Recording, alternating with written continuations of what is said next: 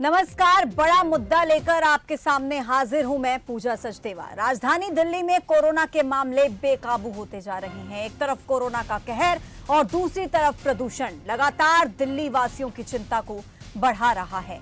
अब ऐसे में जहां विपक्ष कोरोना को लेकर दिल्ली सरकार की विफलताओं को जिम्मेदार ठहरा रहा है और वहीं दूसरी तरफ दिल्ली के मुख्यमंत्री अरविंद केजरीवाल इस बात को लेकर चिंतित हैं कि आखिर अब कैसे कोरोना से दिल्ली के लोगों को बचाया जाए।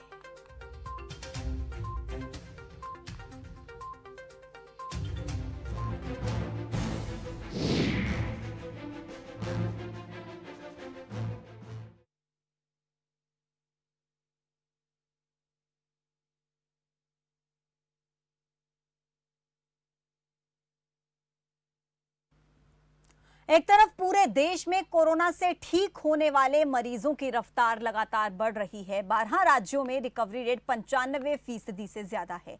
देश में कोरोना मरीजों का आंकड़ा इस वक्त 88,74,172 हालांकि हो चुका है, लेकिन इनमें से 82,88,169 ठीक भी हो चुके हैं। दूसरी तरफ दिल्ली में कोरोना से हालात बेकाबू होते जा रहे हैं। हालांकि पिछले 2 दिनों की अगर बात की जाए तो कोरोना की रफ्तार थोड़ी सी कम जरूर हुई है, लेकिन खतरा अभी भी लगातार मंडरा रहा है। बीते दिन जारी हुए आंकड़ों के मुताबिक 24 घंटे में राजधानी में 3,797 नए केसेस सामने आए और इतने ही समय में 99 लोगों की जान चली गई। इसके साथ ही राजधानी में अब कुल संक्रमितों की आंकड़ा जो है वो 4,89,000 को क्रॉस कर चुका है। मरने वालों की संख्या 7,713 हो चुकी है। दिल्ली सरकार भी अब इन आंकड़ों को देखते हुए बड़ा फैसला लेने की तैयारी में है। मुख्यमंत्री अरविंद केजरीवाल ने दिल्ली में बढ़ते कोरोना के मामलों को लेकर कहा है कि आज हमने केंद्र सरकार को प्रस्ताव भेजा है कि शादियों में फिर से 200 लोगों की जगह अब केवल 50 लोगों को ही आने की मंजूरी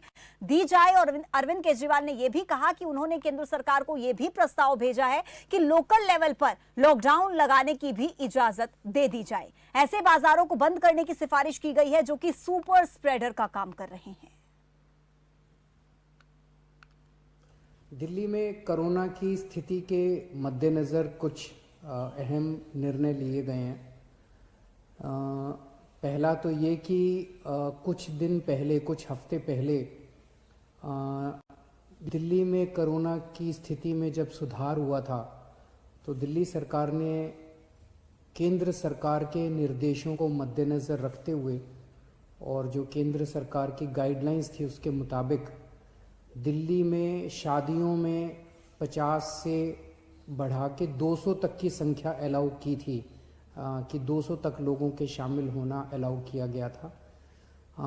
उस ऑर्डर को विड्रॉ करने के लिए आज निर्णय लिया गया है कि 200 से वापस 50 लोगों को, शादियों में केवल 200 से 50 लोग अलाउड होंगे। लेकिन अगर ज़रूरत पड़े और सारी कोशिशों के बावजूद भी अगर किसी बाज़ार में हम देखते हैं कि सोशल डिस्टेंसिंग और मास्क का पालन नहीं किया जा रहा और वो एरिया एक तरह से लोकल कोरोना हॉटस्पॉट बन सकता है, तो उस वहाँ पे बाज़ार को कुछ दिनों के लिए एहतियात के तौर पे बंद करने की इजाज़त दिल्ली सरकार को दी जाए। ऐसा प्रस्ताव अभी केंद्र सरकार को भेजा जा रहा है। तो दिल्ली के मुख्यमंत्री अरविंद केजरीवाल को आप सुन रहे थे। कई बड़े फैसले लेने की बात वो यहां पर कह रहे हैं कि केंद्र सरकार को, एलजी को हमने प्रस्ताव भेज दिए। प्रस्ताव जब पारित होंगे तो उम्मीद आगे उन्होंने की है कि कोरोना के केसेस में कहीं ना कहीं कमी आगे आने वाले समय में दिल्ली में देखी जाएगी। लेकिन आखिर क्यों इतनी बड़ी चूक हुई और कहां चूक हुई कि दिल्ली में अचानक से कोरोना के मामले एकदम से इतने बढ़ने लगे? ज्यादा चर्चा के लिए मेरे साथ जुड़ रहे हैं कुछ मेहमान। डॉक्टर रमेश वर्मा जो कि रोहतक पीजीआई से हैं, वो मेरे साथ जुड़ गए हैं। सतीश गर्ग बीजेपी प्रवक्ता इस वक्त मेरे साथ जुड़ रहे हैं। आम आदमी पार्टी के प्रवक्ता घनेंद्र भारद्वाज हमारे साथ इस चर्चा में मौजूद रहेंगे। कांग्रेस प्रवक्ता अजय उपाध्याय भी इस चर्चा का हिस्सा होंगे। आप सभी मेहमानों का बहुत बहुत स्वागत है खबर फास्ट के इस मंच पर। सबसे पहले मेरा सवाल आम आदमी पार्टी के प्रवक्ता घनेंद्र भारद्वाज जी से रहेगा। घनेंद्र जी, आखिर क्या ऐसी चूक रही कि दिल्ली में अचानक से कोरोना के मामले इस कदर बढ़ने लगे?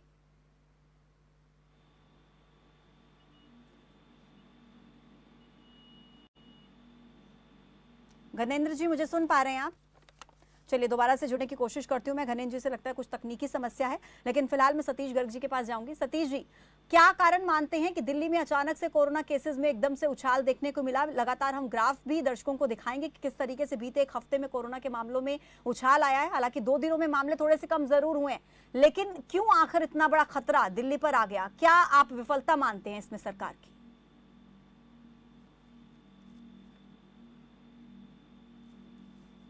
सतीश जी, मेरी आवाज सुन पा रहे हैं आप? अब आ रही है, आपकी आवाज आ रही है क्या? आपको मेरी आवाज आ रही है क्या? जी सतीश जी, आप मुझे सुन पा रहे हैं क्या? मैं अपना सवाल दोहराऊं? हाँ, दोबारा से दोहराओ। जी सतीश जी, मैं कह रही हूं कि आप क्या बड़ा कारण मानते हैं कि दिल्ली में इस कदर एकदम से कोरोना का विस्फोट देखने को मिला, जहां पूरे देश में मामले कम हो रहे हैं, दिल्ली में अचानक से बढ़ते जा रहे हैं? सबसे बड़ा कारण क्या लगता है आपको? मुझे लगता है कि जो केजरीवाल साहब हैं, इनका काम सिर्फ एडवर्टाइजमेंट के द्वारा और कोरोना को और इसको पोल्यूशन को कम करने का रह गया है। जमीनी हकीकत क्या है शायद इनको मालूम ही नहीं है। ना जमीन पर ये जाना चाहते हैं, ना इनके मंत्री जाना चाहते हैं। मुझे लगता है अखबार के बड़े बड़े पेज के एडवर्टाइजमेंट देकर और ये बता कर कि साहब हाँ मैं ये कर रहा हूँ, मैं ये कर रहा हूँ, मैं ये कर रहा हूँ, इसलिए जब सरकार नालायक हो जाएगी और सरकार का कोई ध्यान नहीं होगा तो जो होना चाहिए वही हुआ है। नहीं तो ऐसा क्या कारण है कि पूरे देश में कम हो रहा है कोरोना, बड़े बड़े राज्य हैं और दिल्ली के अंदर बढ़ रहा है।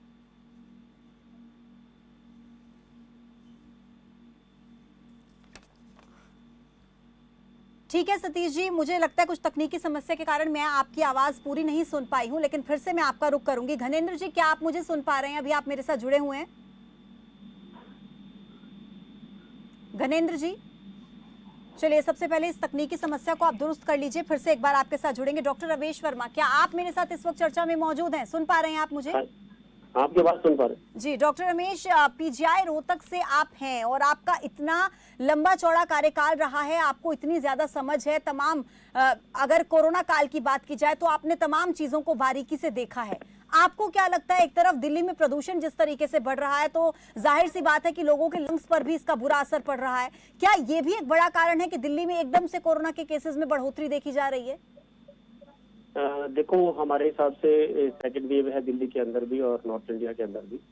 इसका नंबर ऑफ केसेस का जो बढ़ने का कारण जो हमें लग रहा है वो हमारा फेस्टिवल सीजन है। अक्टूबर नवंबर में हमारे हिंदुस्तान के अंदर, इंडिया के अंदर फेस्टिवल सीजन आता है, तो उसमें क्या है, हम लोग अपने लोग जो हिंदुस्तान के जो लोग हैं शॉपिंग भी जरूर करते हैं। तो शॉपिंग की वजह से लोग मार्केट में आ रहे हैं और मार्केट में ओवर क्राउडिंग हो रही है, और ओवर क्राउडिंग की वजह से हमारे हिसाब से ये नंबर ऑफ केसेस जो है वो बढ़ रहे हैं। लोग सोशल डिस्टेंसिंग का पालन नहीं कर रहे, लोग फेस मास्क नहीं लगा रहे और लोग हैंड वॉश नहीं कर रहे। तो हमारे हिसाब से 3 प्रमुख कारण है जो नंबर ऑफ केसेस जो है, या नॉर्थ इंडिया में आप कहो या दिल्ली में कहो, ये नंबर ऑफ केसेस बढ़ रहे हैं। ठीक है, यानी कि आप ये मानते हैं कि त्योहारों में जिस तरीके से देखा गया लोग बिना मास्क के घूम रहे थे, सोशल डिस्टेंसिंग मेंटेन नहीं हो रही थी, कहीं ना कहीं बहुत बड़ा कारण है कि कोरोना के केसेस में एकदम से उछाल देखने को मिला है। घनेन्द्र जी, मेरी आवाज सुन पा रहे हैं अब आप?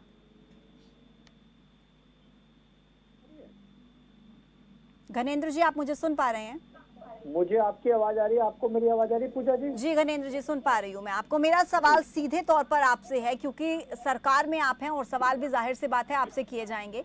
घनेन्द्र जी, आप मुझे ये बता दीजिए, क्योंकि दिल्ली सरकार, अगर एडवर्टीजमेंट्स की बात की जाए तो मुझे याद है कि जुलाई एंड में अरविंद केजरीवाल जी ने दिल्ली के मॉडल की बहुत तारीफ की थी कोरोना को लेकर के, लेकिन अब जिस तरीके से कोरोना का असर दिल्ली में सबसे ज्यादा देखने को मिल रहा है, एडवर्टीजमेंट्स की बात की जाए, होर्डिंग्स की बात की जाए, दिल्ली सरकार की सफलताओं को गिनवाया गया, क्या आप मानते हैं कहीं ना कहीं त्योहारों के समय में यहाँ चूक रही लोगों को जागरूक करने में, और इस कारण से क्या दिल्ली में कोरोना का विस्फोट देखने को मिल रहा है अब?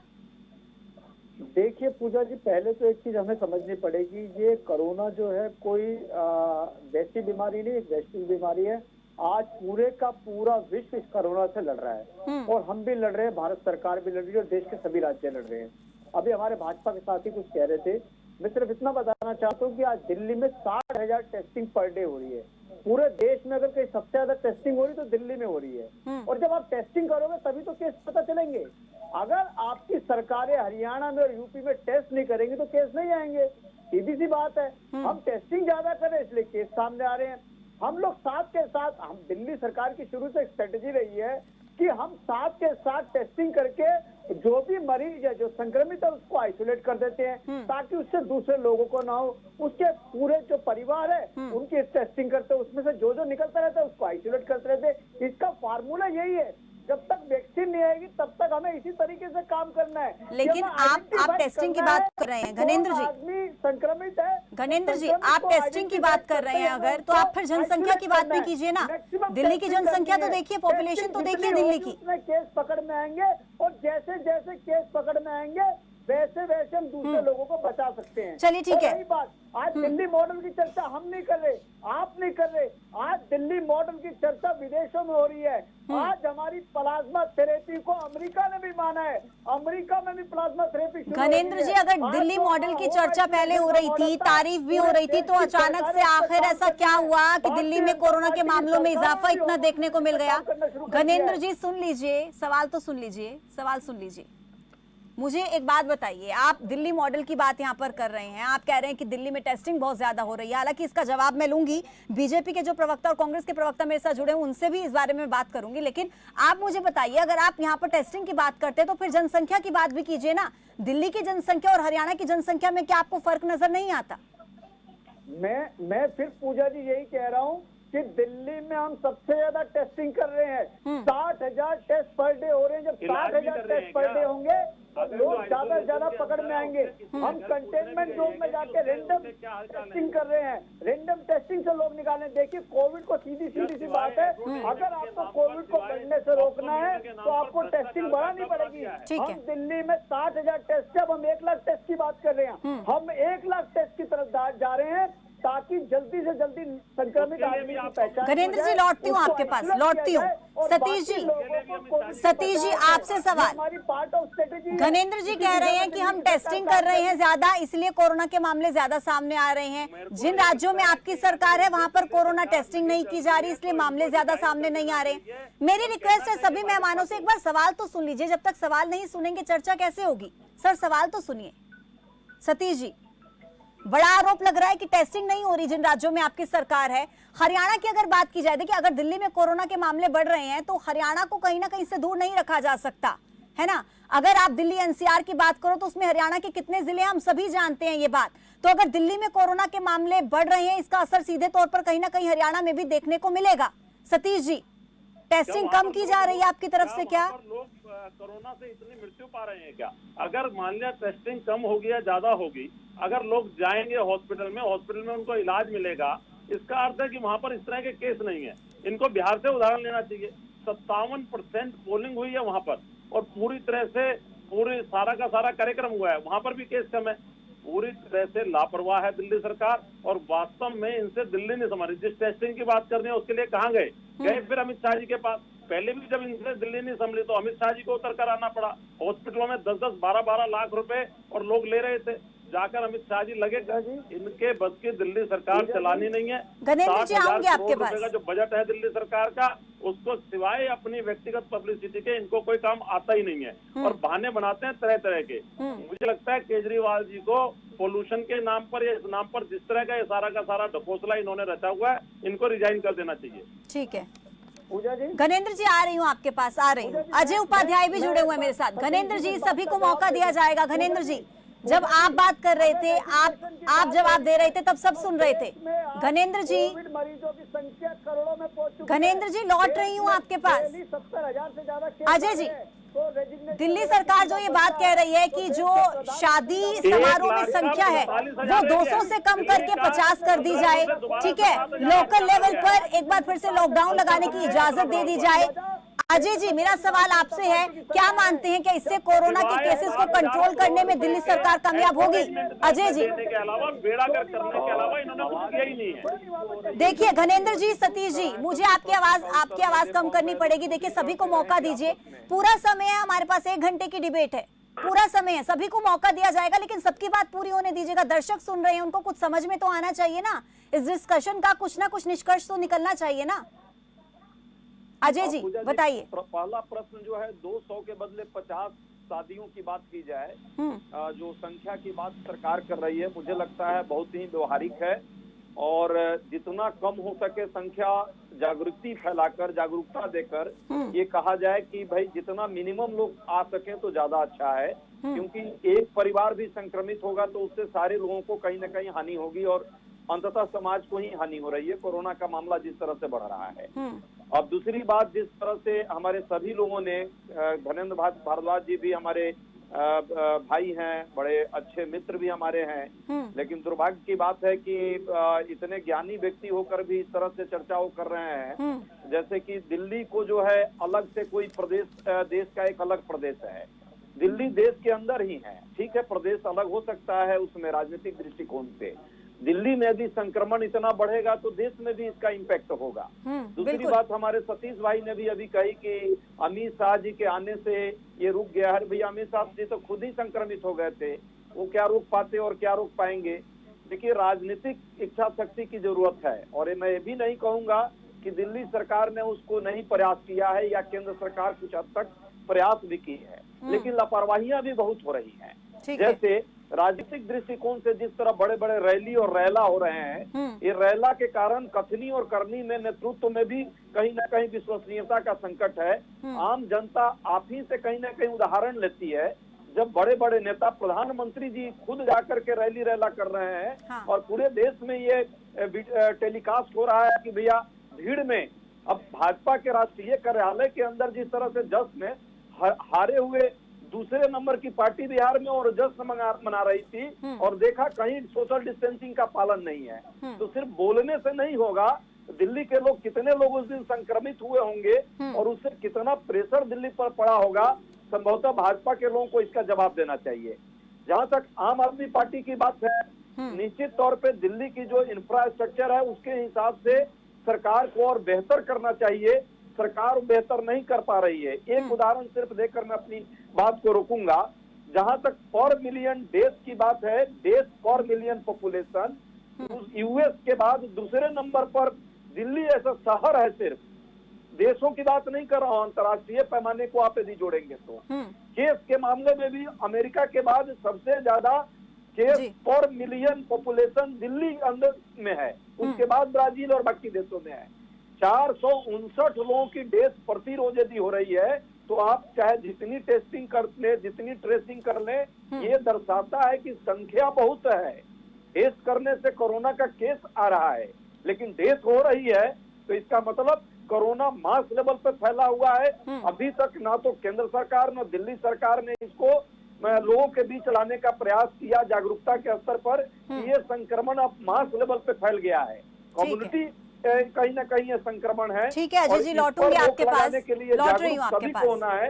और कांग्रेस पार्टी भी, जहां हमारी मदद की जरूरत हो, हम लोग दिल्ली की जनता और सरकार के साथ भी हैं। ठीक है अजय जी, लौट रही हूँ आपके पास। एक बार मैं चाहूंगी दर्शकों को सबसे पहले वो ग्राफ दिखा दिया जाए स्क्रीन पर, जिससे दर्शक ये समझ पाए कि दिल्ली में कोरोना किस तरीके से फैल रहा है। एक बार सबसे पहले ग्राफिक्स के जरिए देखिए, 10 नवंबर को 7,830 केस 10 नवंबर को दिल्ली में सामने आए। 11 नवंबर को 8,593 सारे रिकॉर्ड्स दिल्ली में टूट गए। 12 नवंबर को 7,053 केसेस सामने आए। 13 नवंबर को 7,802 और 14 नवंबर को 7,340 केसेस आए।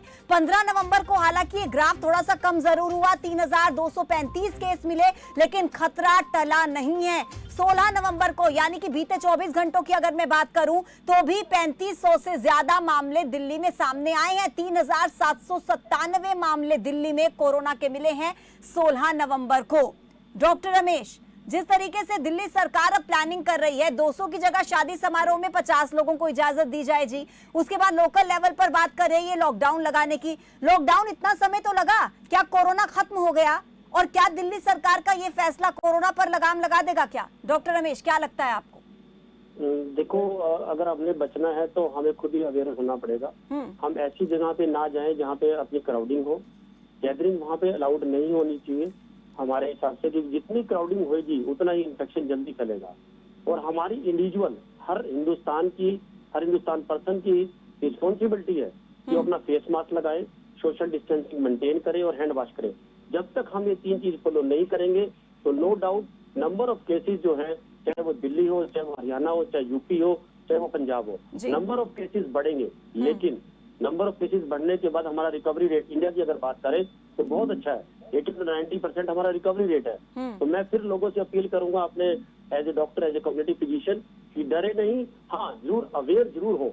जब भी घर से निकले, जब आपको जरूरत हो तो तभी निकले और फेस मास्क लगा के निकले। ये मेरी रिक्वेस्ट है सब लोगों से।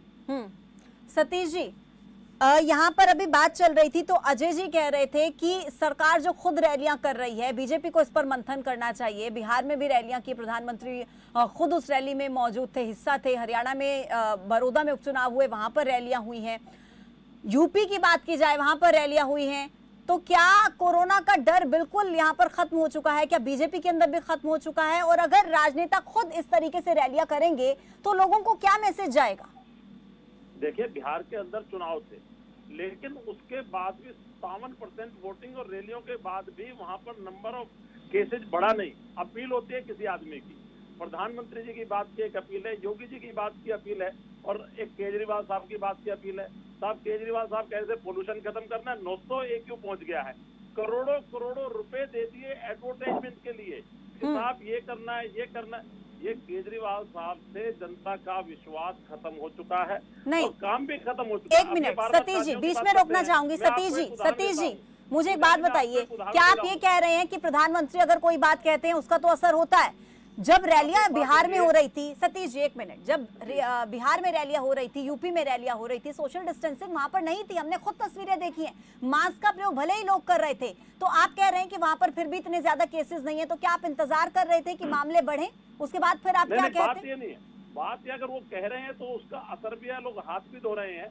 और आप ये समझ लीजिए प्रधानमंत्री जी की अपील का असर क्या होता है। तो आपने देखा होगा कोरोना काल में जब उन्होंने कहा कि साहब आपको ताली बजानी है या ये करना है, तो आप समझिए कि सारा का सारा देश एकदम अपने छज्जों में आकर कर रहा था। और केजरीवाल साहब ने वहां पर आरती करनी थी, पूजा करनी थी दिवाली की, कई सौ करोड़ रुपए खर्च कर डाले, बड़े बड़े एडवर्टाइजमेंट, बड़े बड़े, और वहां पर टीवी पर भी फीचर्स जितने थे उसके अंदर भी एडवर्टाइजमेंट। साहब केजरीवाल साहब सिर्फ एडवर्टाइजमेंट के आदमी हैं।